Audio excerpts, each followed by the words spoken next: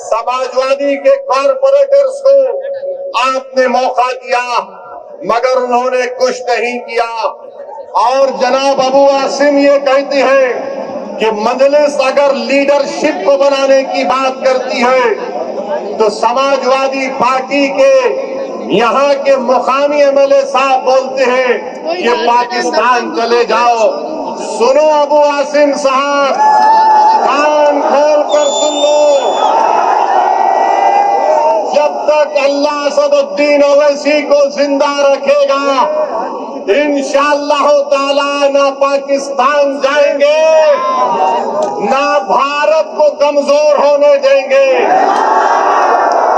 اور بھارت کو مضبوط بنانے کے لیے بھارت کی سب سے مظلوم اگر کوئی اقلیت ہے تو مسلمان ہے, کسی سے ناانصافی کی جاتی ہے تو مسلمان ہے, کسی کے بچے اسکول میں نہیں پڑھتے تو مسلمانوں کے بچے اسکول میں نہیں پڑھتے, کسی کو اگر حکومت کے ظلم کا شکار ہونا پڑتا ہے تو مسلمان ہوتا ہے. آپ کان کھول کر سن لو, مسلمانوں کی سیاسی لیڈرشپ بنے گی انشاءاللہ تعالی. یہ سنویدھان مجھے اس بات کی اجازت دیتا ہے.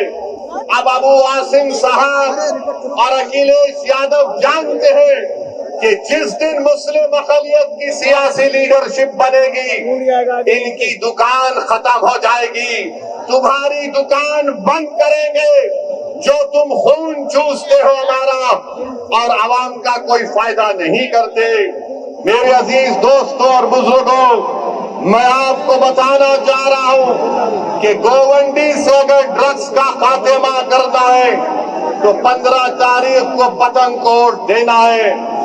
اگر گوونڈی شیواجی نگر مانکھوڑ کے گھروں کو بچانا ہے سلم ری ڈیولپمنٹ کے نام پر تو پتنگ کے نشان پر آپ کو بٹن دبانا پڑے گا.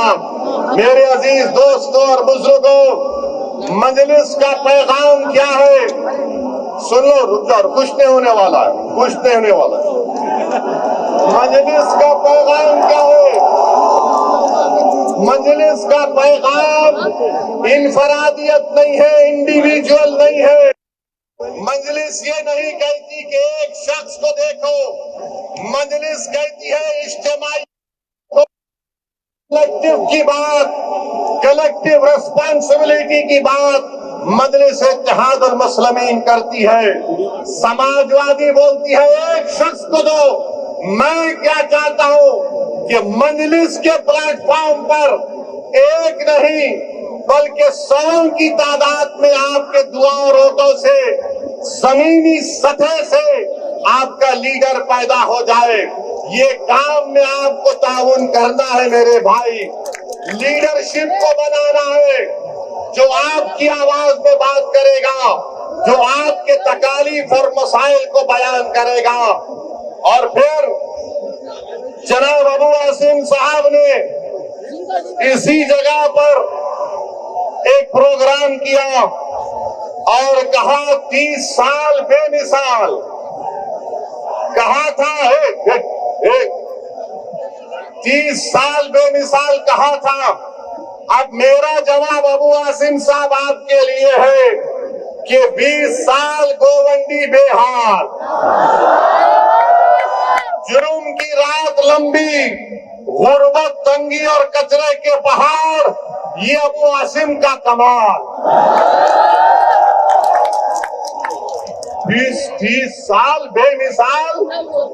کبھی بھائی سنیے, کبھی چل کر پھرتے بھی آپ, کبھی آنکھ سے دیکھتے یہاں کی بدحالی کو, کبھی تم نے دیونار کے ڈمپنگ گراؤنڈ کے بارے میں بات کی, کبھی ڈرگس کے مسئلے پر تم نے دیکھا کہ کیسے حل کیا جائے.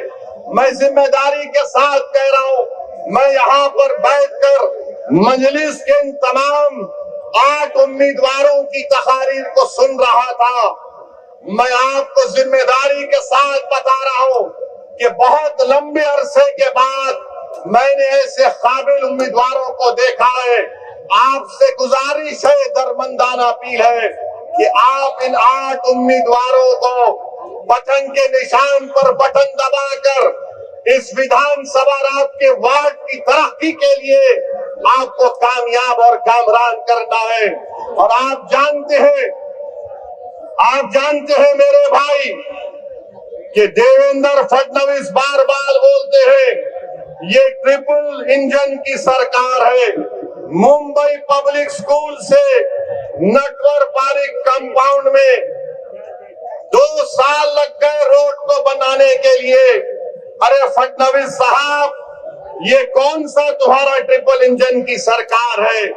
मेरे अजीज दोस्तों और बुजुर्गों, मसाइल है और इंशाअल्लाह ताला आप मजलिस के उम्मीदवारों को कामयाब करिए।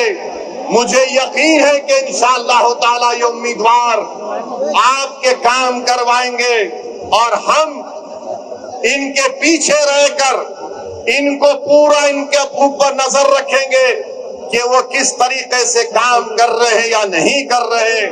और जो लोग ये समझ रहे हैं कि 42,000 को अतीक को हासिल हुए, ये गलती से हासिल हो गए।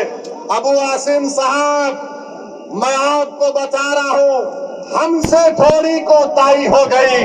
अगर असदुद्दीन ओवैसी इन रोडों पर चल जाता तो तुम हार जाते।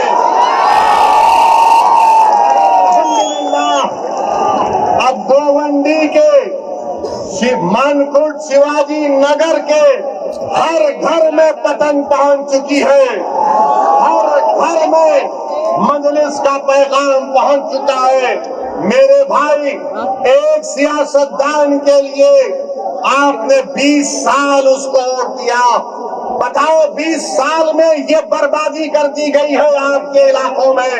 अगर आप इंसाफ चाहते हैं तो मैं नौजवानों से अपील कर रहा हूं कि आप मजलिस इत्तेहादुल मुस्लिमीन को वोट देकर कामयाब और कामरान करिए। और दूसरी बात ये है कि अभी हम सुन रहे हैं, मेरे भाई सुनो, रुक जाओ थोड़ी देर। I love you.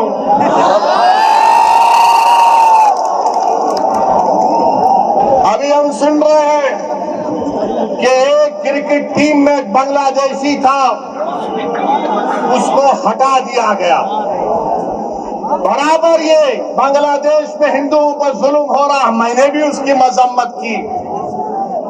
मगर ये तो बताओ मोदी जी, अगर बांग्लादेश में किसी की मॉब लिंचिंग होती है तो आपको गुस्सा आता है, मगर महाराष्ट्र के जलगांव में जिस बच्चे को मारा गया था उसके ऊपर आपको गुस्सा क्यों नहीं आता मोदी जी, फडणवीस जी?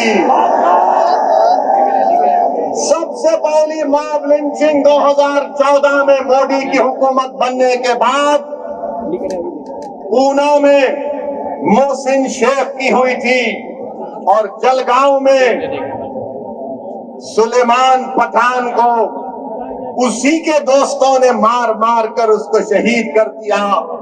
अगर बांग्लादेश में कोई हिंदू मरता है हम कंडम करते हैं, मारने वालों को जालिम कहते हैं।